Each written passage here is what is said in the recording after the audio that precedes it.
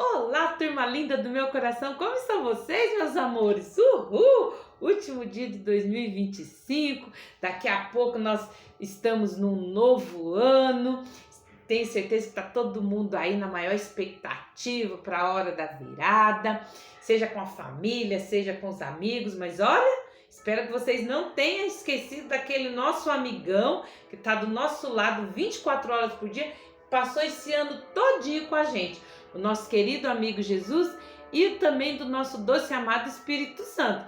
Não esqueça deles hoje, hein? Convida eles para festa, seja para diversão, para o passeio, para onde você estiver, com quem você estiver.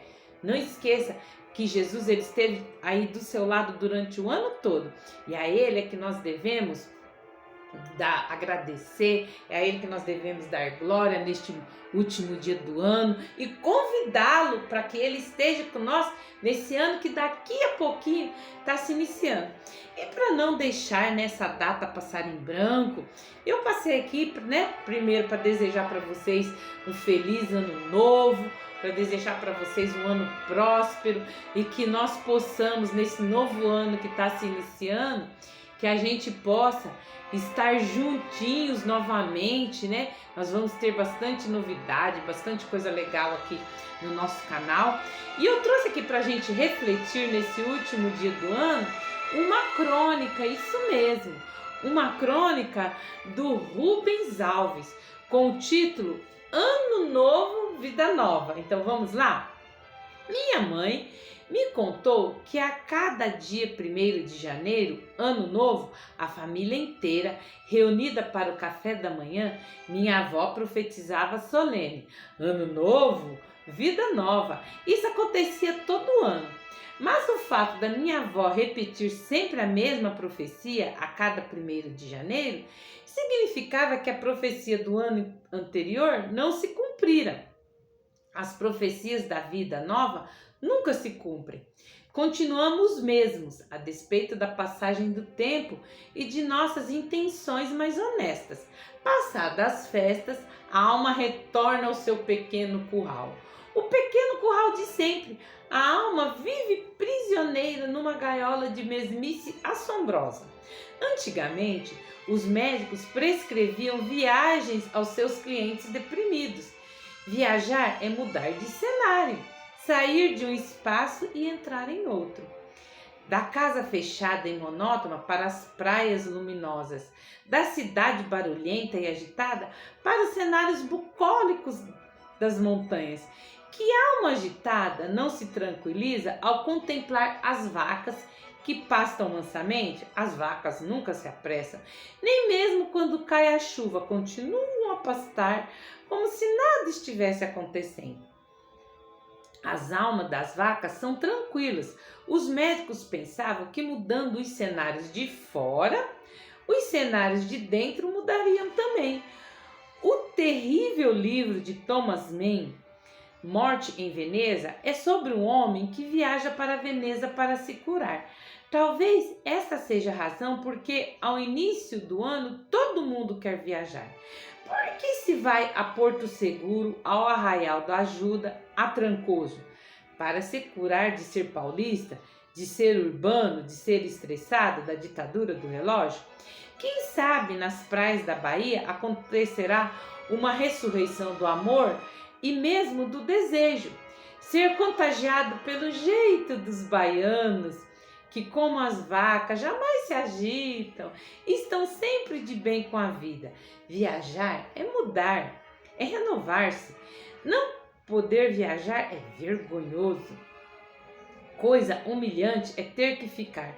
Imagino que o Bernardo Soares, um dos heterônimos do Fernando Pessoa, consultando um médico a sua depressão, ele teria falado: ah, pobre Bernardo, vida mais besta, escriturário por profissão, todo dia no mesmo escritório, anotando números nos livros de contabilidade, fazendo as mesmas coisas, andando na mesma rua. Tenha recebido uma receita de conselhos de viajar, mas ele sabia melhor do que os médicos e não viajou, e anotou no seu livro do desassossego. Quem cruzou todos os mares, cruzou somente a monotonia de si mesmo. Que me pode dar a China que a minha alma não me já tenha dado? E se a minha alma não tenha no Oriente, pode dar, como me dará a China? Se é com a alma que verei a China se a vir? Poderei ir buscar riqueza no Oriente, mas não a riqueza de alma, porque a riqueza da minha alma sou eu, e eu estou onde estou, sem Oriente ou com ele. Não vemos o que vemos, só vemos o que somos. Nunca desembarcamos de nós. É isso aí, nunca desembarcamos de nós. Nem mudando de ano e nem mudando de cenários.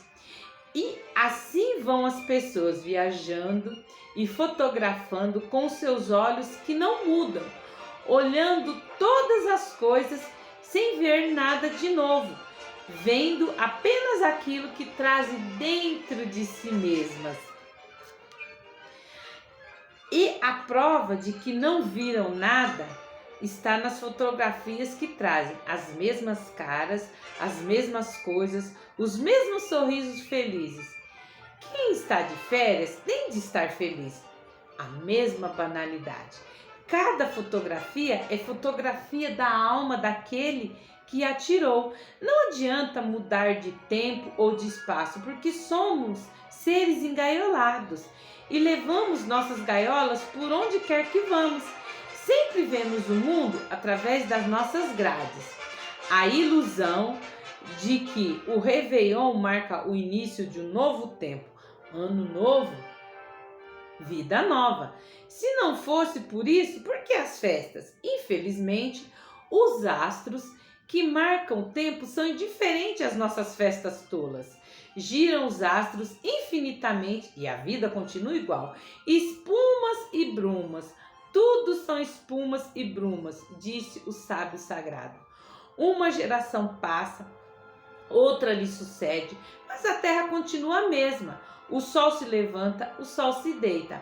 O vento sopra em direção ao sul e gira para o norte, girando, girando. Todos os rios voltam para o mar e ao fim do seu percurso voltam a correr o mesmo percurso. O que foi, será. O que sucedeu, sucederá. Nada de novo há debaixo do sol. Eliot escreveu sobre isso. Giram os astros marcando a passagem do tempo. Mas o giro dos astros não nos torna mais sábios. A Áquila paira no topo dos céus. O Órion, com seus cães, percorre o seu circuito. O giro perpétuo das estrelas fixas, o eterno retorno das mesmas estações. Os giros dos céus em 20 séculos levam-nos para mais longe de Deus e para mais perto do pó. Mas eu bem que gostaria de mudar. Sou como a minha avó. Todo ano me digo, ano novo, vida nova. Faço minha lista de boas intenções. Fazer ginástica, caminhar, meditar, meditação oriental, não ocidental. Para os ocidentais, meditar é encher a cabeça de pensamentos. Para os orientais, meditar é esvaziar a cabeça de pensamentos. Parar de pensar é possível? Para quê? Eu explico. Ontem à noite fui me deitar, estava muito cansado e coloquei uma música de James Galloway, flauta para tocar bem baixinho. Entre as peças se encontram a Serenata de Schubert, o Noturno de Chopin, La Plus que Lente de Debussy e a área das Baquianas Brasileiras número 5 de Villa-Lobos. Para que eu realmente escutasse essas peças, seria preciso que minha cabeça estivesse silenciosa, como uma sala de concerto. Nenhum pensamento estranho que fizesse barulho. Um pensamento estranho misturado com a música produziria uma colisão. Assim, propus-me entregar-me totalmente ao ato de ouvir. que por sua vez exigia que eu silenciasse os meus pensamentos. Caso contrário, eu não ouviria direito. Mas os pensamentos malditos não obedeciam às minhas ordens. Eles insistiam em entrar em cena e fazer barulho. Essa é a razão porque Alberto Caeiro dizia que pensar é estar doente dos olhos. No meu caso, pensar é estar doente dos ouvidos. Por vezes, os pensamentos são uma doença. Os orientais sabem que para estar tranquilo é preciso parar de pensar, para estar totalmente atento ao mundo, pois eu quero aprender a arte de parar a pensar a fim de ter a felicidade de ver, ouvir, sentir. Você já notou que nas viagens as pessoas não param de falar? Elas não conseguem desembarcar de si mesmas. Prometo ao início do ano que vou dar tempo à felicidade da meditação, como parte do meu programa de vida nova. Prometo também ter mais tempo para os meus amigos, trabalhar menos, vagabundear sem as dores da consciência. Mas infelizmente eu não sou livre. Querer é poder é uma das maiores mentiras jamais inventadas. Muitas pessoas morrem afogadas, embora seu único desejo seja chegar à terra. O apóstolo Paulo se dizia miserável porque não conseguia fazer o que queria e fazia o que não queria. Eu acredito em demônios. Não esses demônios que grunhem como porcos, cheiram a enxofre e ao se acreditar nos crentes são os responsáveis pelas nossas desditas. Esses demônios são muito feios e todos querem se livrar deles. O demônio em que acredito são outros, muitos mais sutis. O que é um demônio? Um demônio é um poder que me obriga a fazer uma coisa que eu não quero fazer. E desses demônios, o meu corpo está cheio. Moram no meu albergue, tem a minha cara e o meu cheiro. Eles se valem da minha distração e me arrastam. E o que é que eles fazem comigo? Eles me fazem fazer o que sempre fiz. Eles me obrigam a continuar a ser sempre o mesmo. Eles são a gaiola que não me deixam voar. O Almícar Herrera, professor sábio, que ficou encantado, me confessou que o seu grande desejo era acordar um dia esquecido do seu próprio nome e me explicou: quando sei que sou Almícar Herrera, sou obrigado a fazer aquilo que o Almícar Herrera sempre fez. Mas se eu me esquecer que sou Almícar Herrera, então serei livre para viver a vida e experimentar o mundo como se fosse a minha primeira vez. Somente haverá vida nova se tivermos a graça de esquecer o que fomos sempre. É preciso morrer para nascer de novo. Essa é uma lição do Evangelho e da poesia. Alberto Caeiro dizia que ele queria raspar a tinta com que o haviam pintado, inclusive o seu nome, para que ele visse o mundo como uma criança que acabara de nascer. As cigarras passam a maior parte das suas vidas debaixo da terra, alimentando-se da raiz e das árvores. Disseram-me que há certa espécie de cigarras que chegam a viver 15 anos debaixo da terra. De repente, alguma coisa acontece e surge dentro delas o impulso irresistível de mudar. Saem então dos seus túneis, sobem pelos troncos das árvores, arrebentam suas cascas subterrâneas e se transformam em seres alados. Se elas não abandonarem suas cascas, não se transformarão em seres alados, continuarão a serem subterrâneos. Nossos demônios são nossas cascas. Abandonar as cascas é esquecer a forma subterrânea de ser. A grande transformação das cigarras acontece quando a morte se aproxima. É a proximidade da morte que lhe diz: chegou a hora de voar, cantar e fazer amor para continuar a viver. Fecundam e morrem. Eu acho que a morte é o único poder capaz de nos trazer vida nova.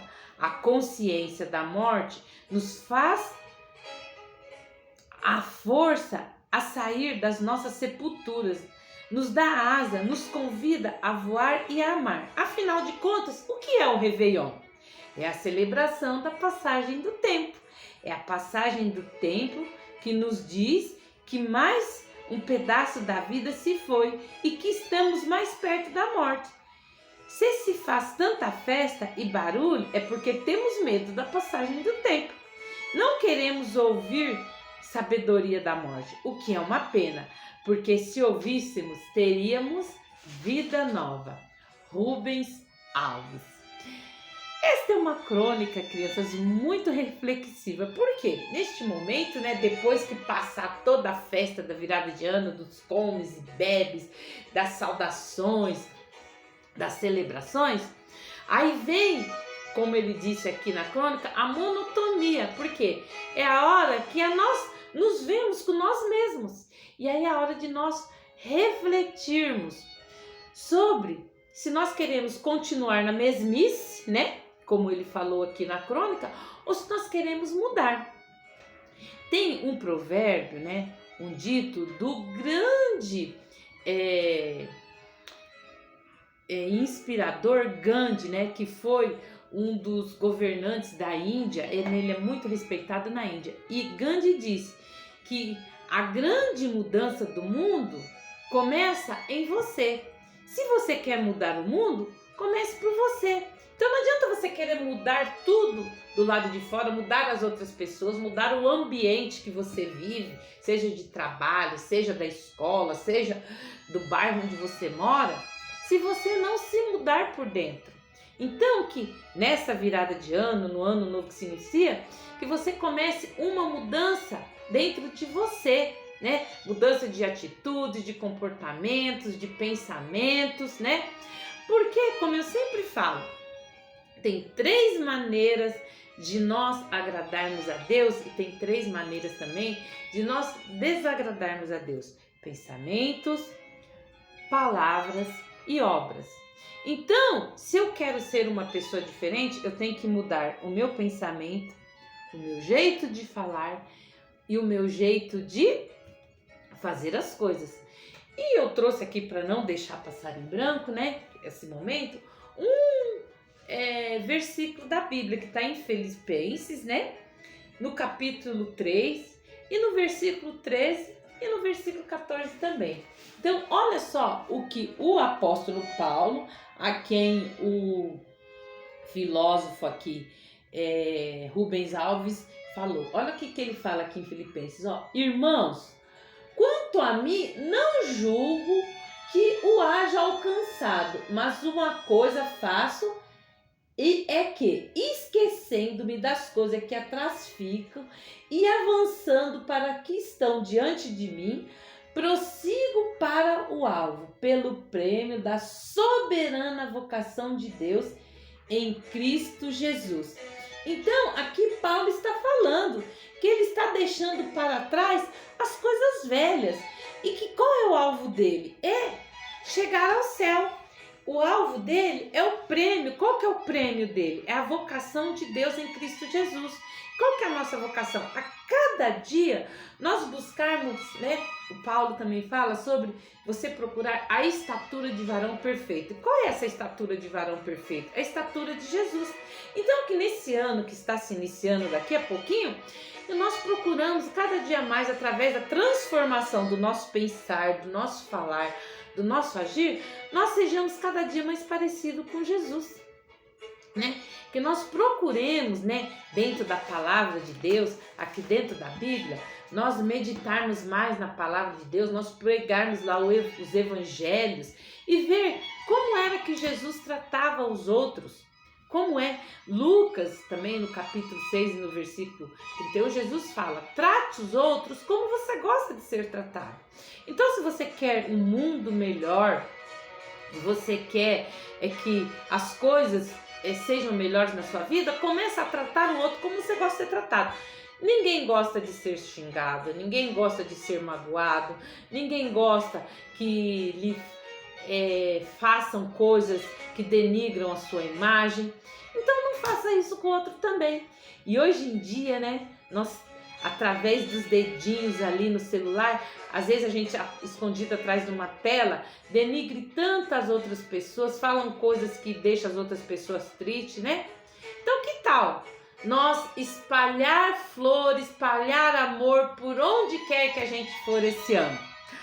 Bom, pessoal, mais uma vez, feliz ano novo, que esse ano seja próspero, cheio de saúde, paz, felicidade, fartura, mas principalmente com Jesus do lado de vocês, tá bom?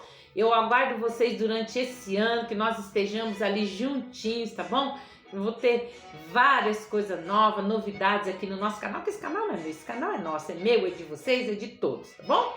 Então, ó, se você ainda não é inscrito, vai aí no botãozinho de inscrever, se inscreve, aperta o sininho lá na opção todas, para que todas as vezes que eu postar vídeo aqui no canal, o YouTube te notifique.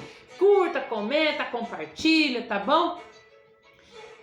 Reflitam bem, né? Às vezes você fala, nossa, a professora trouxe uma crônica assim, então coisa.